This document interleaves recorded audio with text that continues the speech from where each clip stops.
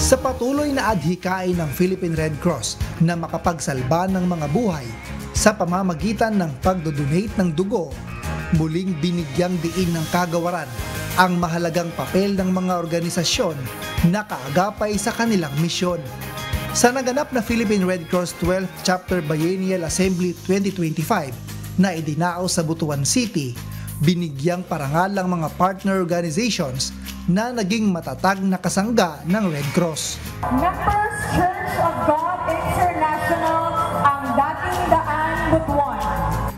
Isa sa mga binigyan ng recognition ang Members Church of God International o MCGI dahil sa mahigit 15 taon nitong pagsuporta sa quarterly blood donation drive na nakatulong sa pagligtas ng maraming buhay. So, ang output na mo, daghan gid kay coming from the bloodlettings, especially bloodlettings sa MCGI and UNTV. So, you've been a partner, so grateful with UNTV nga quarterly gyud ga-donate. Even before, I'm a testament on how generous the members of MCGI or even katong dating daan sa una and UNTV.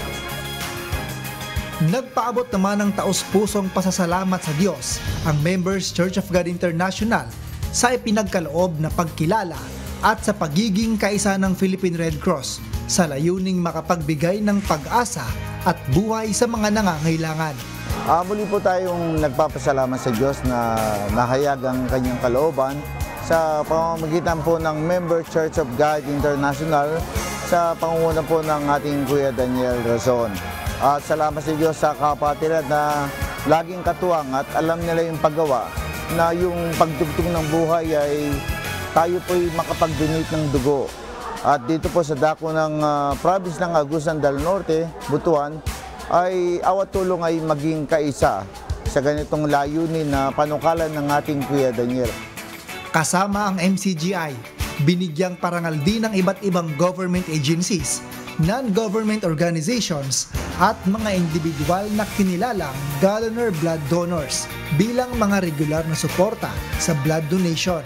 Patuloy naman ang panawagan ng Philippine Red Cross sa publiko na ugaliing magboluntaryo sa pagdodonate ng dugo sapagkat ang isang bag ng dugo ay katumbas ng pagligtas ng buhay. MJ Vasquez, humahataw sa Balita Ngayon.